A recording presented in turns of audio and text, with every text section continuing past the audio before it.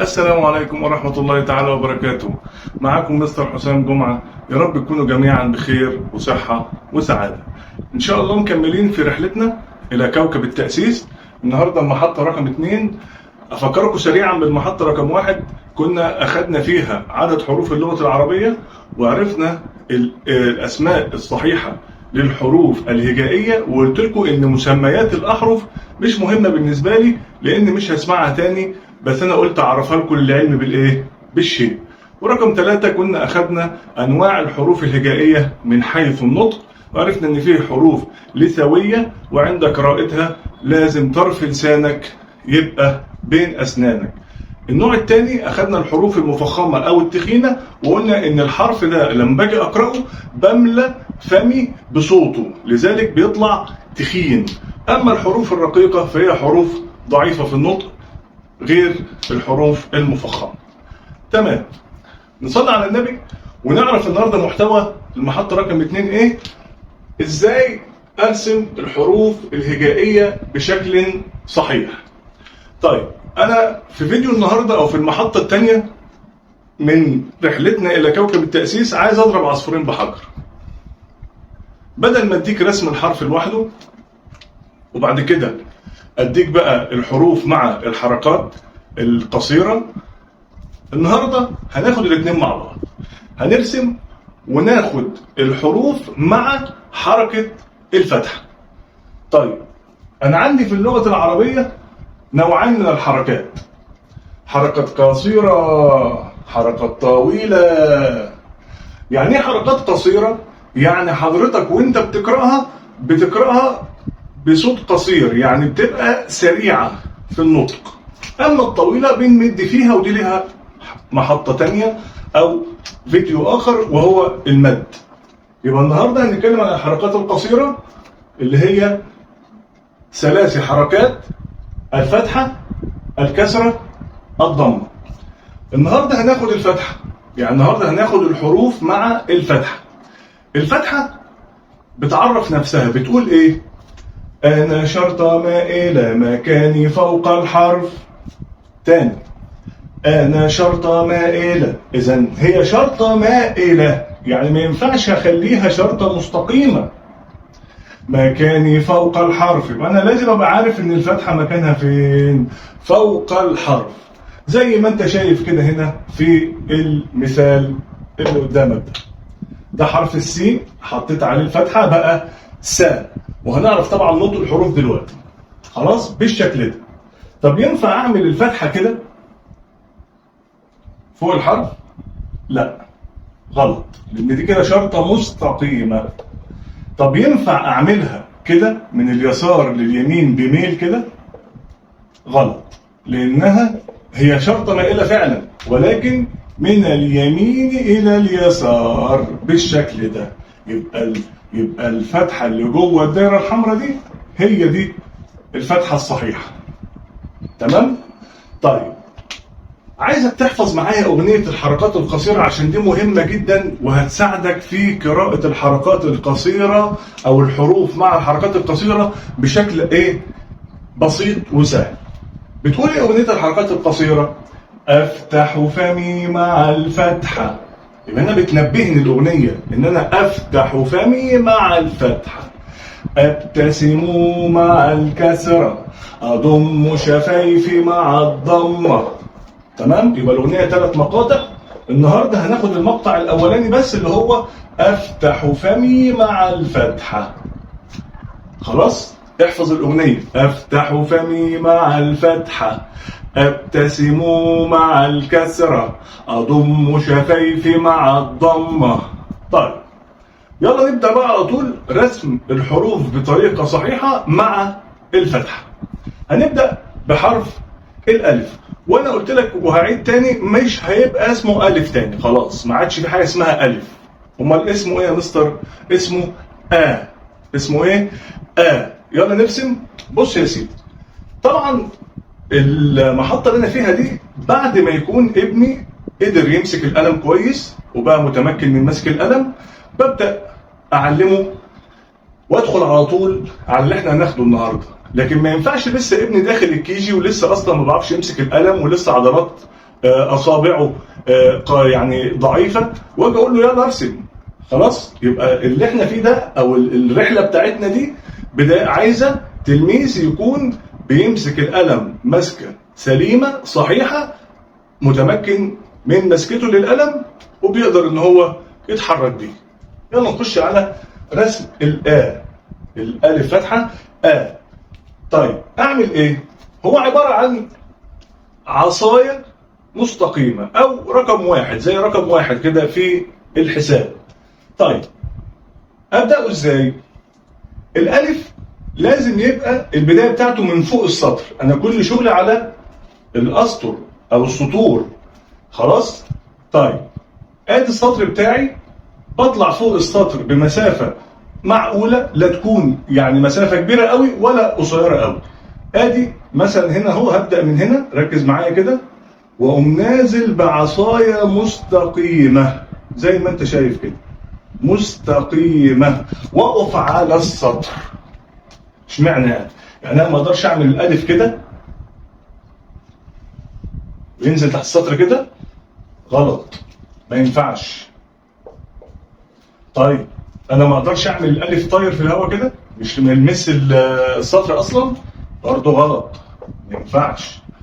يبقى الصح ان العصايه بتاعتي اخرها على السطر. طيب اعمل الهمزه ازاي؟ الهمزه عباره عن نصف دائره، تمام؟ بتبص ناحيه ايدك اليمين اللي انت بتاكل بيها زي ما انت شايف كده، واقوم حاطط شابك في نص الدايره، عندك شرطه مائله بالشكل ده من اليمين الى اليسار تشبه الفتحه، تمام؟ وطبعا بحط الحركه بتاعتي على الالف، بقى الف فتحه طيب انا ابني ما بعرفش يعمل الهمزه كده، هو بيعرف يعملها عباره عن نص دايره صغننه ويريحها على شرطه مستقيمه كده. تمشي يا مستر؟ طبعا صح 100%. جميل. طيب نخش على حرف الباء. حرف الباء بيكتب هكذا، عباره عن طبق، وطبعا في حروف عندنا اجسامها بتبقى على شكل طبق، وحروف اجسامها هتبقى على شكل ايه؟ كاسه. طيب بص يا سيدي، ببدا من اليمين، لازم ابقى عارف انا ببدا الحرف ازاي، ببدا منين وانتهي فين. احنا في لغه عربيه، وانا ببدا من اليمين. اعمل ايه؟ نص العصايه دي، يعني شايف عصايه الالف دي، هعمل نصها اهي، وبرضه هقف على السطر، اخري عند السطر، واقوم ماشي على السطر عامل شرطه مستقيمه الطبق بتاعه، واقوم قافل الطبق بتاعي بالشكل ده من اليمين الى اليسار. يبقى حضرتك بتبدا من اليمين، تمام؟ من عند السهم اللي انا عملته لك ده، من اليمين. ماشي يا حبايب قلبي؟ ركزوا يا باشمهندسين يا دكاتره، يا رب نشوفكم ان شاء الله في اعلى المراتب. ركزوا معايا يا شباب حبايب قلبي. واحط تحت الطبق ده نقطه زي ما انت شايف كده، بقى اسمه ماشي. وطبعا ما انساش الفتحه بتاعتي، بقى اسمه باء. اسمه ايه؟ باء. طيب التاء والثاء نفس النظام، طبق. انت لو عملت الباء بشكل صحيح بالتالي هتعمل التاء والثاء بشكل صحيح، تمام؟ مع اختلاف طبعا النقاط. ادي التاء نفس الكلام، الطبق الشرطه بتاعتي الجميله، العصايه بتاعتي الجميله، نص الالف لغايه السطر، واقوم ماشي على السطر عامل الطبق بتاعي، واطلع اقفل الطبق، وبحط فوق نقطتين. وما انساش طبعا الفتحه بتاعتي. النهارده احنا بنتكلم على الحروف المفتوحه، يبقى تاء، يبقى اسمه ايه؟ تاء. طيب والثاء نفس الكلام اهو، طبق اهو، نص نص الالف، العصايه بتاعت الالف، اعمل الطبق بتاعي زي ما انت شايف كده، واحط فوق 3 نقاط اهو. وطبعا ما انساش الفتحه لان اسمه ثاء. وطبعا الثاء حرف لثوي، طرف لسانك بين اسنانك، اقول ثاء، اقول ايه؟ ثاء. طيب بعد كده انا عندي حرف الجاء. طبعا الجاء والحاء والخاء نفس الشكل. حضرتك او حضرتك حبايب قلبي عملت الجاء صح، هترسم الحاء والخاء صح. ركز معايا، الجاء عباره عن ايه؟ انا بعمل شرطه مستقيمه على السطر ما تكونش كبيره، واطلع بشرطه برضو ما تكونش كبيره بس مائله لاعلى زي ما انتم شايفين كده، واجي في المنتصف هنا عند التقاء الشرطه المستقيمه بالشرطه المائله لاعلى، واقوم عامل نص دايره كبير زي ما انت شايف كده، واحط جواه النقطه بتاعتي، وطبعا هحط الفتحه يبقى اسمه ايه؟ جاء. اسمه ايه؟ جاء. نفس الكلام في الحاء والخاء. ركز ركز يا حبيبتي. طيب شرطه مائله او مستقيمه يعني على السطر ما تكونش كبيره، واطلع من ناحيتها بشرطه مائله لاعلى، وفي المنتصف هنا عند التقاء الشرطتين اقوم عامل نص دايره زي ما انتم شايفين كده كبير، واحط فيها ايه؟ الفتحه. وطبعا الحاء ولا في نقطه في بطنها ولا فوق راسها. طيب نفس الكلام في الخاء اهو، شرطه مستقيمه على السطر تكون صغيره، اطلع بشرطه مائله لاعلى، واقوم عامل هنا من المنتصف نص دايره، واحط ايه؟ كبير طبعا، واحط النقطه بتاعتي فوق الراس فوق راسها، واحط الفتحه بقى اسمه ايه؟ خاء. خاء حرف ايه؟ خين مفخم. خاء خاء خاء خاء. طيب بعد الخاء عندي حرف الدال. طيب ممكن تعمل الدال بالشكل ده، نفس يعني ايه؟ شايفين الشرطه دي كده الحجم ده او الطول ده، بس مائله بالشكل ده، مائله هكذا، وتمشي على السطر حضرتك، طلع لك حرف الداء، احط الفتحه بتاعتي بقى اسمه داء. بقى اسمه ايه؟ داء. طب يا مستر دلوقتي انا ابني ما بيعرفش يكتبه كده، لو عمل الشرطه دي مستقيمه كده كانه بيعمل الباء اللي هو الطبق بتاع الباء، وقام ماشي على السطر كده، تمام؟ دي مش تمشي ده؟ طبعا 100% صح، سواء كان دي صح او دي صح. ونفس الكلام مع الذا، ادي حضرتك اهو بعمل نفس الكلام سواء بقى بالشرطه المائله تمام او بالشرطه المستقيمه، براحتك مفيش مشكله، بس بحط نقطه فوق الحرف يديني حرف الايه؟ حرف الذا. وطبعا ده حرف لثوي مثل حرف الثاء، لازم طرف لسانك بين اسنان. طيب بعد كده حرف الراء. حرف الراء عباره عن بعمل واحد صغنن فوق السطر كده، وانزل بشرطه مائله بالشكل ده من اليمين لليسار، واقوم طالع بشرطه مائله لاعلى بالشكل ده، وبحط عليها الفتحه بقى راء. بقى ايه؟ راء. طيب انا يا مستر ما بعرفش اعمل الراء كده، تمام؟ اقول لك على حاجه، خد الطريقه السهله دي، هتعمل واحد صغنن بالشكل ده اهو، وتنزل بالايه؟ بالزحليقه بالشكل ده. ادي يا سيدي حرف الراء، تمام؟ هتعملها كده صح، هتعملها كده صح.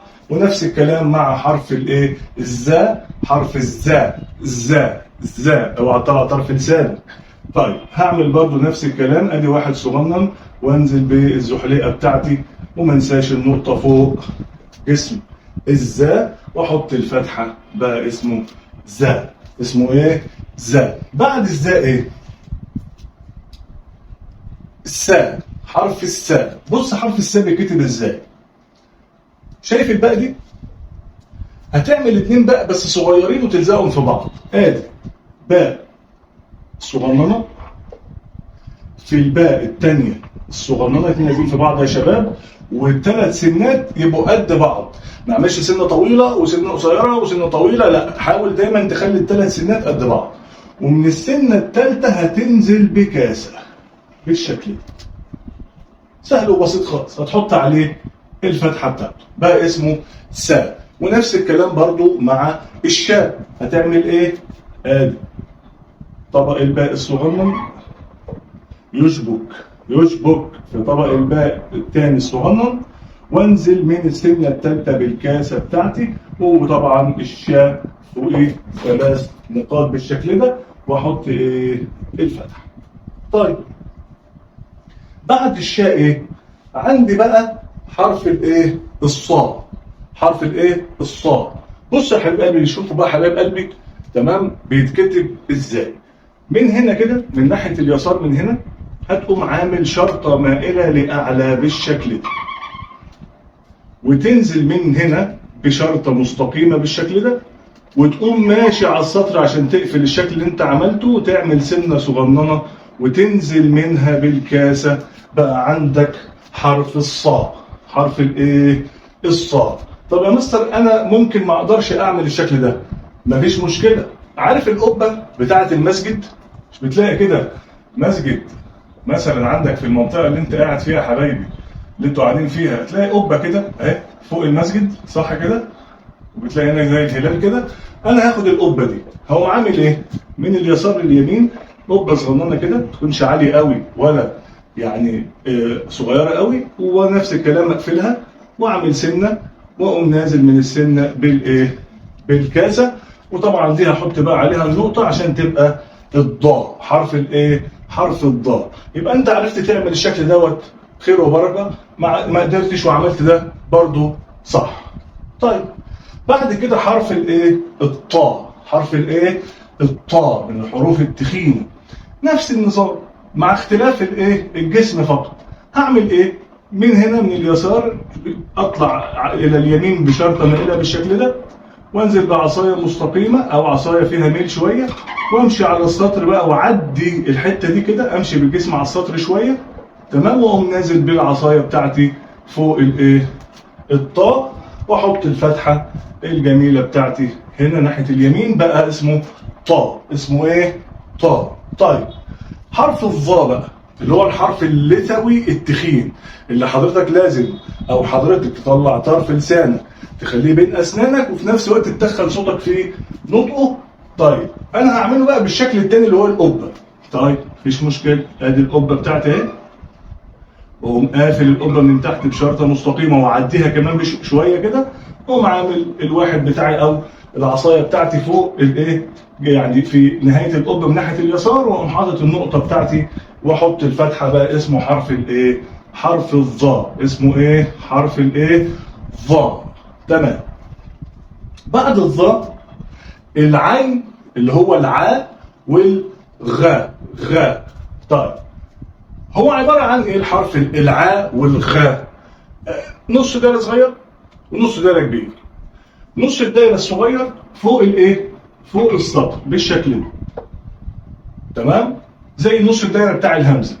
ونص دايره كبير يشبه جسم الجاء والحاء والخاء، واحط الفتحه بتاعتي، بقى اسمه ايه؟ عاء. طيب يلا نطبق نفس الكلام في الغاء. طيب ادي نص دايره صغير فوق السطر بالشكل ده، اشبك فيه نص دايره كبير بالشكل ده، احط النقطه بتاعتي فوقيها واحط الفتحه، بقى غاء. حرف ايه؟ تخين. طيب العاء والغاء. حرف الايه بقى اللي بعده؟ حرف الفاء. طيب شايف الطبق بتاع الباء؟ هتعمل نفس الطبق، بس هتخلي الشرطه اللي ناحيه اليمين اعلى من الشرطه اللي ناحيه الايه؟ اليسار بالشكل ده. شايف؟ هتلاقي دي اعلى من ايه؟ من دي. وبعد ما تعمل كده هتيجي ناحيه اليمين في الشرطه اللي هي العاليه، وتقوم عامل نص دايره بالشكل ده، وتحط النقطه، وادي الفتحه بتاعتي، وبقى اسمه فاء. طبعا اقدر اعيد الفيديو اكتر من مره واشوف الرسم ايه اكتر من مره. طيب حرف القاء اللي هو الحرف التخين. حرف القاء اللي هو الحرف الحلقي. طيب بص يا سيدي، ده بقى جسمه عباره عن ايه؟ عباره عن كاسه، وبرضه هخلي السنه اللي ناحيه اليمين اعلى شويه من السنه اللي ناحيه اليسار. ادي الكاسه بتاعتي، جميل. واقوم برضه جاي من ناحيه اليمين اللي هي السنه الاعلى، اقوم عامل نص دايره بالشكل ده على السطر، بقى حرف القاء، واحط النقطتين وما انساش الفتحه بتاعتي، بقى حرف الايه؟ القاء. حرف الايه؟ القاء. طيب الحرف اللي بعده حرف الكاء. انت بالظبط كانك بتكتب الالف او بترسم الالف. ادي العصايه بتاعتي الجميله اهي لحد ما اوصل عند السطر، وتقوم عامل شرطه مستقيمه كانك بتعمل طبق، وتقفل الطبق بالشكل ده. طيب هحط جوه الجسم ده ايه؟ طبعا في تلاقي اطفال بيحطوا جواه الهمزه بالشكل ده. للاسف ده غلط. ما ينفعش احط همزه داخل الايه؟ داخل حرف الكاف اللي هو الكاف فتحه كاف كاف فتحه كاف فتحه كاف. طيب امال اعمل ايه؟ بص يا سيدي، حرف الكاف بيكتب في اول الكلمه بالشكل ده. بالشكل ده كده حرف الكاف اللي هو هيبقى كاف فتحه كاف بيكتب في اول الكلمه بهذا الشكل. حضرتك بقى هتعمل ايه؟ كانك بتكتب الالف الجسم ده بتاع الكاف كانك بتكتب الالف وتقوم ماشي على السطر وتقوم عامل زي طبق وتقفله كده. هحط جواه ايه يا مستر؟ هحط جواه الكاف اللي بتكتب في اول الكلمه لكن بحجم صغير شويه بالشكل ده. واحط الفتحه بتاعتي بقى كا. خلاص يا شباب، ما تحطليش جواه همزه. الكا جواه كاف صغيره اللي هي الكاف اللي بتكتب في اول الكلمه بس ايه؟ صغيره. بعد كده حرف الايه؟ اللا. برضه نفس الكلام كانك بتكتب الالف، ادي العصايه بتاعتي المستقيمه لغايه ما اقف عند السطر واقوم عامل كسر بالشكل ده. واحط الفتحه بتاعتي بقى اسمه لا. اسمه ايه؟ لا. طيب حرف الماء بعمل فوق السطر دايره صغننه كده بالشكل ده، واجي من ناحيه اليسار هنا اقوم نازل كده ساحب شرطه على السطر وماشي بالشكل ده. بقى اسمه حرف الايه؟ الماء. ميم فتحه ما بالشكل ده. خلاص. طب انا لو عايز مستر اكتبه مثلا او عامل ايه؟ ممكن اكتبه بطريقه ثانيه. ممكن اعمل قبه صغننه كده بالشكل ده واقوم قافلها وماشي على السطر وانزل بالجسم الاسفل. ايه المشكله؟ عادي، الاثنين صح ما ميم فتحه ما. دايما مش بنحاول نعقد الطفل، لازم يبقى في اكتر من طريقه لكتابه الحرف عشان نسهل على اطفالنا كتابه الحروف. بعد الماء حرف الايه؟ الناء. ده بقى جسمه عامل زي الكاس اللي هي بتاعه القاف او جسم الساء والشاء. طيب كاس اهي، ادي واحد صغير فوق السطر وانزل بالكاسه واطلع زي ما انتم شايفين كده وما انساش طبعا النقطه بتاعتي فوق الكاسه واحط الايه؟ الفتحه بقى ناء. بقى ايه؟ ناء. بعد الناء ايه؟ حرف الهاء. بص يا سيدي بقى، الهاء اللي هكتبه دلوقتي ده هاء في اول الكلمه عباره عن دايره كبيره شويه فوق السطر، جواه دايره صغننه من ناحيه اليسار واقوم ماشي على السطر. ادي كده عملت الهاء. عملت الايه؟ الهاء. وان شاء الله هعرفكم شكله في اخر الكلمه في الفيديو ان شاء الله، المحطه الثالثه اللي هي القادمه باذن الله تعالى.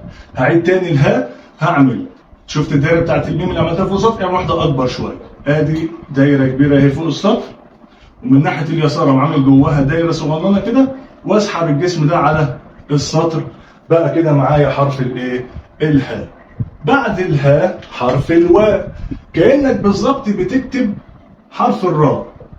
ادي واحد اهو صغير فوق السطر وانزل بالزحليقه بتاعتي واجي من ناحيه اليمين هنا اللي هو الجزء اللي هو الواحد الصغير اللي فوق ده واقوم قافله بنص دايره بالشكل ده واحطه فيه الفتحه بقى الواء. بعد كده حرف الياء بعمل فوق السطر نص دايره بيبص ناحيه اليمين واقوم عامل كاسه بالشكل ده واحط نقطتين اسفل الحرف. بقى معايا حرف الايه؟ الياء. وزي ما قلت لحضراتكم تقدروا تعيدوا الفيديو لاطفالكم اكتر من مره عشان يقدروا يعرفوا رسم الايه؟ الحرف بطريقه صحيحه. يبقى النهارده رسمنا الحروف مع حركه الفتح: ا ب ت ث ج ح خ د ذ ر ز س ش ص ض ط ظ ع غ ف ق ك ل م ن ه و ي. طب دلوقتي يا مستر الواجب هيبقى عامل ازاي؟ هعمل الواجب ازاي؟ هدي لطفلي الواجب ازاي؟ بص يا سيدي، بص يا فندم، الموضوع سهل وبسيط خالص. هنعمل كالعاده، هنجيب الكراسه اللي هي 9 اسطر ونسطر، نعمل اعمده بالشكل ده. بس انا عايز بقى انبه حضرتك لحاجه، ما تعملش العمود كبير، يعني قصدي ما تخليش المسافه بين عمود وعمود كبير. دايما خلي العمود بتاعك اللي انت هتعمله يكون صغير شويه، لا هو كبير قوي ولا صغير قوي. تمام؟ هقول لك ليه دلوقتي، هقول لحضرتك ليه دلوقتي. ادي كده عمود 2 ماشي 3 4، وادي السطور بتاعتي بالشكل ده اهي.